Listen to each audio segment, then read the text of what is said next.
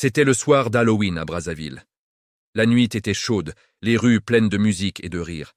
Les jeunes sortaient déguisés, certains en vampires, d'autres en anges ou en démons. Partout, des lumières clignotantes, des voitures klaxonnaient, les bars étaient remplis. C'était une nuit où personne ne voulait penser à ses problèmes, où chacun voulait simplement s'amuser. David, lui, marchait seul, les mains dans les poches. Il avait 28 ans, un sourire discret, mais le regard fatigué de ceux qui ont trop rêvé sans réussir. Il vivait dans un petit studio, travaillait dans un magasin de chaussures, et chaque fin de mois était une bataille. Mais ce soir, il avait décidé de laisser ses soucis dehors. Il voulait juste danser, oublier les factures, les promesses non tenues et la solitude qui pesait. En passant devant une grande boîte de nuit du centre-ville, il s'arrêta. L'enseigne clignotait en lettres rouges. Le passage. Sans trop réfléchir, il entra. À l'intérieur, la musique était forte, les lumières tournaient dans tous les sens. Des gens riaient, d'autres criaient, certains dansaient, comme s'ils étaient seuls au monde. David commanda un verre et resta debout, observant la foule. Et c'est là qu'il la vit. Au fond de la salle, assise seule à une table dorée, se trouvait une femme noire, magnifique, à la peau douce et lumineuse, vêtue d'une robe blanche qui semblait briller toute seule. Ses cheveux étaient attachés en un chignon simple et ses yeux brillaient d'une lueur calme, presque ancienne. Elle ne riait pas, ne parlait pas, mais on aurait dit que tout autour d'elle ralentissait. David sentit quelque chose d'étrange dans sa poitrine, une sorte d'appel. Il prit son courage à deux mains, marcha jusqu'à elle et dit d'une voix hésitante « Bonsoir, je peux m'asseoir ?» Elle leva les yeux vers lui et sourit. Ce sourire le figea. Il était doux, sincère, presque irréel. « Bien sûr, » répondit-elle. « Je t'attendais. » David fronça les sourcils. « Vous m'attendiez ?»« Oui, enfin, je crois. » Ils commencèrent à parler de tout et de rien, de la fête, de la musique, du Congo, de leurs rêves. Sa voix à elle était calme, un peu grave, avec une manière de dire les mots comme si chaque phrase avait un secret caché. David se sentait bien, apaisé. Ils finirent par aller danser. Sous les lumières rouges et violettes, leurs corps se rapprochèrent naturellement. Ils riaient, tournaient, se regardaient dans les yeux. C'était comme si le temps s'était arrêté. À la fin de la soirée, alors que la musique s'éteignait, elle se pencha vers lui et dit doucement « On se reverra demain. » « Demain ? Oui, et tous les jours de novembre. » David éclata de rire, pensant qu'elle plaisantait. Mais le lendemain matin, en sortant de chez lui pour aller travailler, une voiture noire s'arrêta devant lui. La vitre se baissa doucement et dans la voiture, Maya lui sourit. Elle était là comme promis. Et sans le savoir, David venait de commencer le mois le plus beau et le plus étrange de sa vie. « Monte, » dit-elle doucement. « Où on va ?» demanda David, étonné. « Déjeune avec moi. Le reste, on verra. » Il monta. L'intérieur de la voiture sentait le parfum cher et la vanille. Tout semblait irréel. Maya parlait peu, mais chaque mot qu'elle disait donnait envie de l'écouter. Ils arrivèrent dans un restaurant luxueux du centre-ville où les serveurs portaient des gants blancs. David n'y avait jamais mis les pieds, car c'était trop cher pour lui. Elle lui fit goûter des plats dont il ignorait même le nom. Quand il voulut payer, elle posa doucement sa main sur la sienne. « Laisse-moi faire. Novembre est court. » David sourit sans comprendre. Pour lui, c'était juste une expression étrange. Ah, les jours suivants, leur histoire prit un tournant inattendu. Maya l'appelait chaque matin, l'invitait à sortir, à voyager. Elle avait toujours un plan, un billet d'avion, un hôtel, une surprise. Un soir, elle lui montra 2 passeports. « Prépare-toi, on part. »« Partir où ? » ?»« Là où tu n'as jamais rêvé d'aller. » Le lendemain, ils étaient à Kinshasa, sur une terrasse éclairée par la ville entière. 2 jours plus tard, à un concert privé, où le chanteur prononça leur prénom devant la foule. Puis Abidjan pour un dîner au bord de la mer. Et enfin Dubaï, la ville des lumières et des gratte-ciels dorés. Maya lui offrait tout, les voyages, les cadeaux, les rires, les couchers de soleil. Elle semblait avoir un compte sans fin, une vie sans limite. Mais surtout, elle avait cette façon de le regarder comme s'il était le seul homme au monde. Chaque soir, David se demandait comment une telle femme pouvait exister. Il la voyait parler à des gens importants, entrer dans des lieux où lui-même n'aurait jamais osé marcher. Pourtant, elle restait simple avec lui. Elle riait de tout, aimait le poisson braisé, écoutait du rumba en voiture. Elle disait souvent « Je veux vivre chaque jour comme si c'était le dernier ». David pensait que c'était une belle philosophie, sans se douter de ce qu'elle cachait. Le temps passa vite. Le mois de novembre avançait, et chaque jour ressemblait à un rêve. David se disait que le destin venait enfin de le récompenser. Pour la première fois, il ne manquait de rien, ni d'amour, ni d'argent, ni de bonheur. Mais parfois, la nuit, il se réveillait et la voyait assise au balcon, silencieuse, les yeux perdus dans le vide. Quand il lui demandait ce qu'elle regardait, elle répondait toujours « Le temps, il passe plus vite qu'on ne le croit ». David souriait sans comprendre. Il se disait qu'elle était juste poétique. Mais au fond, Maya savait, ce rêve ne durerait qu'un mois. Les premiers jours de décembre approchaient, mais David n'y faisait pas attention. Avec Maya, le temps semblait suspendu. Chaque matin, elle lui offrait un sourire. Chaque soir, une nouvelle surprise. Ils vivaient comme si le monde leur appartenait. Mais peu à peu, quelque chose changea. Des détails, d'abord insignifiants, commencèrent à troubler David. Un soir, dans l'ascenseur de l'hôtel de Dubaï, il descendait pour aller dîner. L'ascenseur était en miroir, du sol au plafond. David, en chemise blanche, ajusta et sourit à son reflet. Mais en tournant la tête, il remarqua que Maya n'apparaissait pas dans le miroir. Il sursauta, cligna des yeux, pensa à une illusion, mais non. Dans le verre, il était seul. Il se retourna vivement vers elle. Elle était bien là, debout à côté de lui, calme, lumineuse, et elle le regardait avec un sourire tranquille. « Les miroirs déforment », dit-elle doucement. « Oui, peut-être », répondit David un peu gêné. Il tenta de rire, mais son cœur battait vite. Quand les portes de l'ascenseur s'ouvrirent, Maya lui prit la main. Sa main était chaude, vivante, rassurante. Alors, il chassa l'idée, se disant que ce n'était rien. Le lendemain, ils visitèrent un marché d'art à Abidjan. Le soleil brillait, les couleurs éclataient. David voulait garder un souvenir de ce moment. Il sortit son téléphone, la prit par la taille et sourit. Clic. Quand il regarda la photo, il eut un frisson. Il n'y avait que lui. Maya, pourtant à ses côtés, n'apparaissait pas. « Regarde, c'est bizarre, on dirait que tu as bougé. »« Non, » dit-elle avec un sourire tendre. « Parfois, certaines choses sont plus belles quand elles n'existent que dans ton cœur. » Sa voix était douce, mais ses mots glacèrent David. Il ne répondit pas. Elle effleura son bras et son sourire fit retomber la tension. Les jours suivants, d'autres petits détails le perturbèrent. Une nuit, il se réveilla et vit Maya debout devant la fenêtre. Immobile, les yeux tournés vers le ciel, la lune éclairait son visage.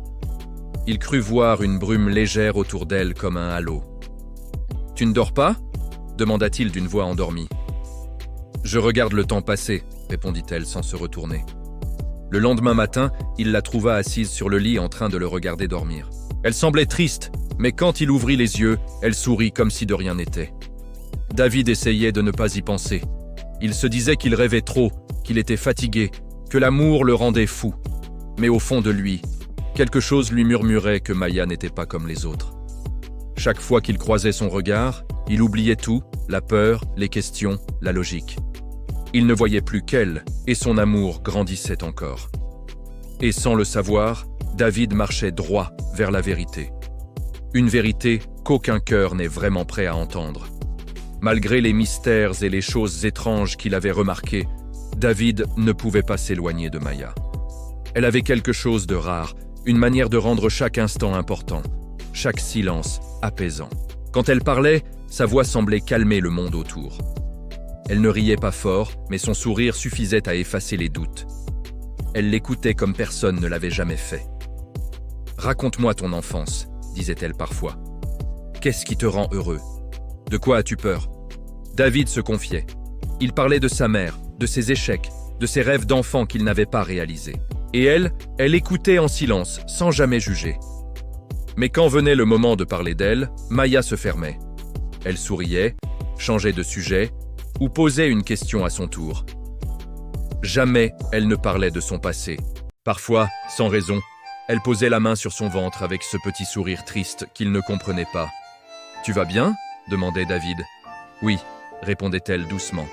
Je t'écoute de l'intérieur. » Il riait, pensant à une phrase romantique sans deviner le sens profond de ses mots. Il y avait dans ses gestes une tendresse fragile, comme si elle savait que tout pouvait s'effondrer d'un instant à l'autre. Et plus David l'aimait, plus il sentait qu'elle cachait un secret. Mais il n'osa pas poser de questions parce que, parfois, on préfère croire au bonheur, même quand on sent qu'il est sur le point de s'éteindre. Ce soir-là, le ciel de Brazzaville était calme. Le fleuve brillait sous la lune, et l'air portait une douceur étrange, comme un silence avant la vérité. Maya et David marchaient côte à côte sans parler. Depuis plusieurs jours, elle semblait différente. Ses rires s'étaient faits rares, son regard profond comme s'il portait un poids invisible. Ils s'assirent sur un banc au bord de l'eau. Le vent faisait bouger doucement la robe blanche de Maya. Elle regardait les reflets de la lune dans le fleuve, perdue dans ses pensées. David, inquiet, brisa le silence. « Tu es bizarre depuis quelques jours. Tu veux me dire quelque chose ?» Maya ne répondit pas tout de suite. Elle inspira longuement, ferma les yeux puis murmura « Je dois te dire la vérité. » Il la fixa, le cœur battant. « Quelle vérité ? Je ne suis pas de ce monde. » David resta figé. « Comment ça, pas de ce monde ? Je suis revenu juste pour un mois, depuis Halloween. » Elle leva doucement les yeux vers lui. Son regard était triste mais paisible. « Tu plaisantes ?» demanda-t-il en riant nerveusement. « Non, David, ce n'est pas une blague. »« Revenu d'où ? Pourquoi ? » « Parce qu'il me restait quelque chose à vivre, quelque chose que je n'avais jamais eu, l'amour. » David sentit ses mains trembler. « Et maintenant, qu'est-ce que ça veut dire ?» Elle posa sa main sur son ventre. « Maintenant, je dois repartir avec l'enfant que je porte. » Le monde s'arrêta autour de lui. Le fleuve sembla cesser de bouger. Les bruits de la nuit disparurent. « Tu es enceinte ?» réussit-il à dire d'une voix cassée. « Oui, de toi. »« Non, non, c'est impossible. » « C'est arrivé, David. Mais notre enfant ne peut pas vivre ici. Il appartient à l'endroit d'où je viens. » Des larmes montèrent dans les yeux de David. Il se leva bouleversé. « Ne dis pas ça. Ne pars pas, Maya. On trouvera une solution. Je ferai n'importe quoi. » Elle se leva aussi, posa ses mains sur son visage. « Ce n'est pas possible. Ce n'est pas une maladie qu'on soigne, ni une malédiction qu'on casse. C'est une règle. » Quelle règle ? Celle du temps. J'ai volé un mois au ciel pour te connaître et le mois finit demain. David sentit son cœur s'effondrer. Il voulait la retenir, la convaincre, mais elle secoua doucement la tête. « Je voulais juste revivre l'amour une dernière fois avant de disparaître. Et je t'ai choisi toi. » Ses yeux brillaient sous la lumière du fleuve. Elle sourit à travers ses larmes. « Ne me hais pas pour ce mensonge. J'ai voulu t'aimer, pas te tromper. » David prit sa main et la serra fort comme s'il pouvait la garder par la force de son cœur. Mais il sentit déjà sa chaleur s'échapper lentement comme la fin d'un rêve. Le 30 novembre arriva lentement comme une fin qu'on refuse de voir venir. La journée fut silencieuse. Maya parlait peu. Elle passait du temps à écrire, à faire des appels, à ranger des documents dans une petite mallette. David, lui, restait près d'elle, observant chaque geste, retenant chaque sourire, chaque regard. Il avait peur que tout s'efface. L'après-midi, elle lui tendit une enveloppe. « C'est pour toi, dit-elle. Promets-moi de ne l'ouvrir qu'après minuit. » Qu'est-ce que c'est ? Ce qu'il te faut pour continuer à vivre. Elle posa ensuite les clés d'une voiture sur la table, ainsi qu'un petit trousseau doré. La maison, la voiture, l'argent sur mes comptes, tout est à ton nom maintenant. David la regarda, les larmes aux yeux. « Pourquoi tu fais ça ? Parce que je veux que tu restes debout, même quand moi je tomberai dans le silence. » Il voulut parler, mais sa voix se cassa. Maya posa un doigt sur ses lèvres. « Ne dis rien, garde juste tout ce que je t'ai donné ici, » dit-elle en posant sa main sur son cœur. Ce soir-là, elle lui a fait une dernière demande.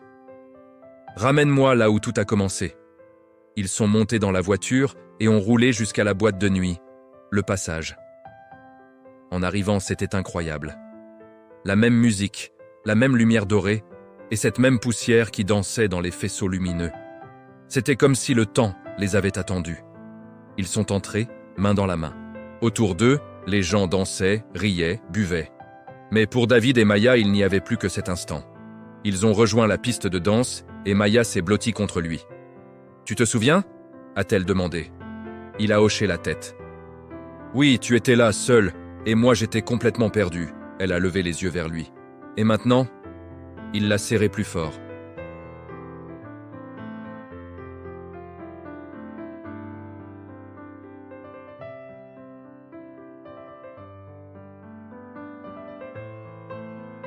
David a fermé les yeux. Il a senti des larmes couler sur ses joues sans savoir si c'étaient les siennes ou celles de Maya. Quand les 12 coups de minuit ont sonné, un froid étrange a traversé la pièce. Maya a posé une dernière fois sa main sur le visage de David. « Merci pour ce mois, merci pour tout ce que j'ai ressenti grâce à toi. » Sa voix tremblait, mais elle souriait. Puis, son corps est devenu léger, presque transparent. Une sorte de brume douce l'a enveloppée et elle a disparu, lentement, comme de la fumée emportée par le vent.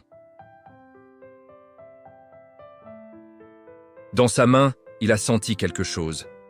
C'était un bracelet de perles blanches et un petit papier plié. Il l'a déplié. Dessus, il était écrit « Souviens-toi sans te détruire ». Il a levé les yeux vers le plafond et une larme est tombée sur ses lèvres. Dans le silence de son cœur, il a cru entendre sa voix murmurer une dernière fois « Je t'aime, David ». Le matin du 1er décembre, Brazzaville n'était plus la même. Le soleil brillait toujours, mais pour David, tout avait perdu sa couleur. Le silence dans la maison de Maya était assourdissant. Son parfum flottait encore dans l'air, ses vêtements étaient pliés sur une chaise. Son verre d'eau encore posé sur la table. Tout était là, sauf elle. Il est resté assis pendant des heures à regarder la mallette qu'elle lui avait laissée. Finalement, il l'a ouverte. À l'intérieur, il y avait des papiers officiels, les clés de compte bancaire et une lettre. Une lettre écrite à la main, avec cette écriture fine et élégante qu'il connaissait si bien. « Mon amour, si tu lis cette lettre, c'est que je suis parti. N'essaie pas de comprendre. Ne cherche pas à me retenir. J'ai connu l'amour, et grâce à toi, j'ai compris ce que c'était de vivre vraiment.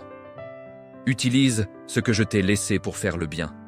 Ne te perds pas dans la richesse, ne te noie pas dans la douleur. Je serai là, à tes côtés, chaque fois que tu feras quelque chose de beau.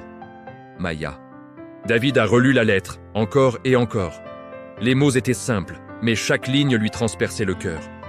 Les jours ont passé, puis les semaines. David a pris une décision. Il n'allait pas gaspiller cet héritage incroyable, cet héritage venu d'un autre monde. Il a vendu la grande maison et a acheté un terrain près du fleuve Congo. Là, il a fait construire un petit centre d'apprentissage pour les jeunes du quartier. Il l'a appelé la Maison Novembre. Il y enseignait tout ce qu'il savait, la vente, la gestion, et même un peu de musique. Il leur parlait de la vie. Il disait souvent à ses élèves « Ne cherchez pas la richesse trop vite, cherchez d'abord un sens à ce que vous faites ». Personne ne savait vraiment d'où venait cette sagesse. Certains disaient qu'il avait vécu une grande histoire d'amour. D'autres chuchotaient qu'il avait été témoin d'un miracle. Mais lui, il gardait tout au fond de son cœur, comme le plus précieux des secrets. Un soir, alors qu'il fermait les portes du centre, il a senti un vent léger, une caresse sur sa nuque. Le fleuve, sous la lune, brillait de mille feux, exactement comme la première nuit où il avait rencontré Maya. Il a levé les yeux, et dans le reflet de l'eau, il a cru voir une silhouette. Une femme en robe blanche, debout, paisible, le regard tourné vers lui. Il n'a pas bougé, un sourire tendre est apparu sur son visage, sans aucune peur. « Je n'ai rien oublié », a-t-il murmuré dans la nuit. Et une voix douce, portée par la brise, lui a répondu. « Et moi non plus. » La silhouette a disparu, laissant l'eau redevenir un miroir calme et sombre. David est resté là un long moment, le cœur enfin apaisé. Il a compris. Il a compris ce que Maya voulait dire quand elle disait « Je reviendrai dans ce que tu feras de beau ». Depuis ce soir-là, on raconte qu'à chaque mois de novembre, des fleurs blanches apparaissent mystérieusement devant la Maison Novembre, sans que personne ne sache qui les dépose. Certains disent que c'est le vent. D'autres jurent avoir vu une femme en robe claire passer juste avant l'aube. Mais David, lui, ne cherche plus de réponse. Il sait simplement que l'amour ne meurt jamais. Il change de forme et il continue de vivre dans les cœurs qu'il a touchés. Merci de nous avoir écoutés. N'oubliez pas de vous abonner pour plus d'histoires comme celle-ci.